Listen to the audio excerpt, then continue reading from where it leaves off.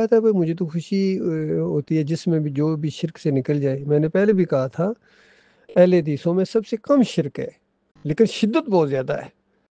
بریلویوں میں اگر 100 شرک ہیں، دیوبندیوں میں اگر 50 ہیں تو یا کم زیادہ اوپر نیچے، پھر ان کے آگے برانچز ہیں. بریلویوں کی بھی بے شمار برانچز ہیں، کسی میں زیادہ شرک ہے کسی میں کم ہے. اپنے دیوبندی بھائیوں میں بھی بے شمار برانچز ہیں، حیاتی ہیں، مماتی ہیں، تبلیغی ہیں، کسی میں کم ہے کسی میں زیادہ ہے. اسی طرح اہل حدیثوں کے 14 فرقے تو موجود ہیں، تو اس میں کسی میں کم ہے. کچھ ہیں جو تعویذ گنڈے کو عین ایمان سمجھتے ہیں. یہ دالگراں چوک میں ان کا بڑا ہیڈ کوارٹر ہے. عبد القادر روپڑی اب تو فوت ہو گئے. یہ اس وقت جب میں وہاں ایک دفعہ لاہور گیا تو ان کے مرکز میں گیا تو اس وقت یہ تعویذ دیا کرتے تھے، حالانکہ بڑے چوٹی کے اہل حدیث ہیں. اور ایک آدمی کو انہوں نے اس وقت 100 روپے کا تعویذ تھا، اندازہ لگائیے یعنی کتنی ویلیو تھی اس وقت 100 روپے کی. یعنی آج کے حساب سے آپ سمجھیں کم از کم 10,000 روپے کا. تو ایک آدمی غریب تھا، اس کے پاس 50 روپے تھے، تو اس نے کہا کہ حضرت میرے پاس تو صرف 50 روپے ہیں. تو عبد القادر روپڑی صاحب نے کہا کہ ٹھیک ہے لے جاؤ، لیکن یہ ہے کہ اثر آدھا کرے گا. تو یہ حال ہے میرے بھائی. بے شمار یعنی اہل حدیث ہیں جو یہ تعویذ گنڈا کرتے ہیں. ایک معراج ربانی کے نام سے ایک اہل حدیث تھا جو مسلم ڈائری نکالتے تھے، اور انہوں نے اس وقت 5 لاکھ کا انعام رکھا تھا. اہل حدیثوں کو کہا تھا کہ اہل حدیثوں بچاؤ اپنے اکابرین کو، فتویٰ لگا ہے ان کے اوپر اس عود روح فی القبر کی وجہ سے کہ مردہ سنتا ہے، ثابت کرو کہ نہیں سنتا ہے، بچاؤ اپنے اکابرین کو. اور پھر یہ اجرت کا معاملہ بھی اس میں لکھا تھا کہ اجرت کو ثابت کرو.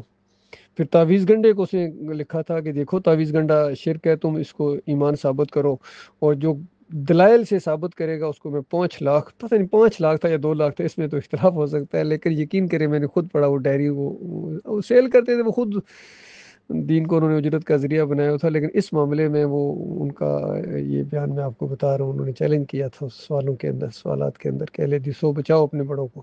تو اہل حدیثوں کا یہ 2-3 شرک ہے. کیا جاتا ہے کہہ دو کہ اعمال اللہ کے یہاں پیش ہوتے ہیں، نبی علیہ السلام کے یہاں پیش نہیں ہوتے ہیں، مدینے والی قبر میں زندہ نہیں ہیں، وہ تو جنت الفردوس میں الوسیلہ مقام میں زندہ ہیں نبی علیہ السلام. اور ہمارے اعمال جو ہیں وہ فرشتے اللہ کے پاس لے کے جاتے ہیں، نبی علیہ السلام کے پاس نہیں لے کے جاتے ہیں. یہ 2 شرک ان کے اندر بڑی شدت کے ساتھ ہیں. تعویذ گنڈے والا بھی شرک ہے ان کے اندر، اہل حدیثوں کے اندر. اور قبر میں جا کے پڑھو تو سنتے ہیں. یہ عبداللہ بن باز کا فتویٰ، مفتی اعظم سعودی عرب کا، اندازہ لگائیے. اس طرح انہوں نے اپنی آنکھیں بند کر لی ہیں.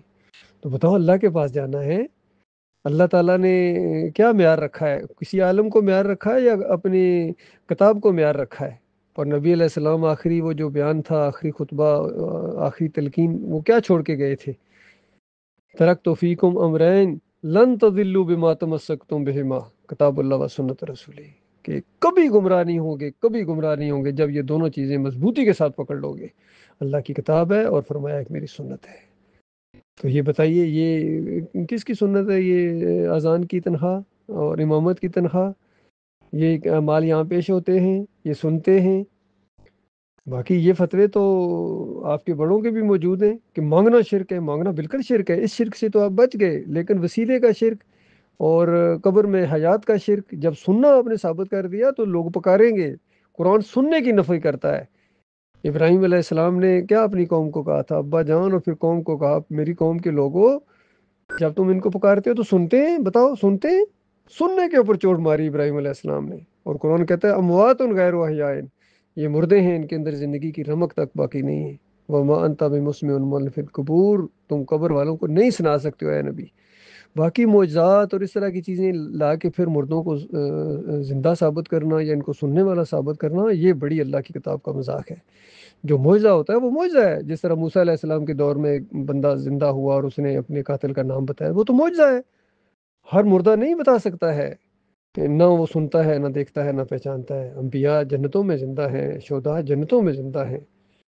اشرف علی تھانوی صاحب کہتے ہیں میرے دادا شہید ہو گئے تھے، رات کو مٹھائی کا ٹوکرا لے کے آ گئے. بتاؤ کیا کر رہے، کتنا بڑا شرک اور کتنی بڑی بدعقیدگی. شاہ ولی اللہ صاحب یہی کہتے ہیں اسی انداز سے.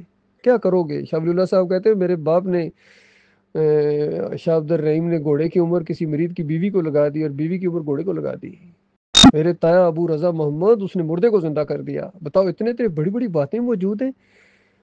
اشرف علی تھانوی نے تھانوی اور رسول اللہ کے کلمے پڑھائے. شبلی نے بھی اسی طرح، جس کا علی انجینئر صاحب حوالے دیتے ہیں، لیکن پھر بھی کہتے ہیں میں انہی کے پیچھے نمازیں پڑھتا ہوں. تو یہ کیا دین کا مذاق ہے؟ اللہ کے بندوں، وہ لائن کب لگے گی کہ اللہ کی کتاب اور سنت کے ماننے والے ایک طرف ہو جائیں اور جو انکاری ہیں وہ ایک طرف ہو جائیں؟ کیا بیچ میں رہو گے، ڈوان ڈول رہو گے، کھچڑی کے اندر رہو گے تو کس طرح آپ کی وہ جان بچے گی آگے جا کر؟ جو درمیان میں رہتا ہے یا دونوں طرف رہتا ہے، ان کے بارے میں اللہ کی کتاب کہتی ہے اولئک هم الکافرون حقا، یہ وہ لوگ ہیں جنہوں نے کفر کا حق ادا کر دیا ہے. یہ منافقت ہے. بالکل مسلم بنو، یکسو مسلم بنو، حق کا ساتھ دو. یہ چورن نہیں ہے، یہ توحید ہے، اللہ کی کتاب کی توحید ہے. چورن صوفیوں نے بیچا ہے، چورن مسلک پرستوں نے بیچا ہے، اور چلتا رہا ہے ان کا چورن. لیکن اب نہیں چلے گا. اب حق آ گیا ہے اور باطل مٹنے والا ہے. باطل مٹنے کی چیز ہے.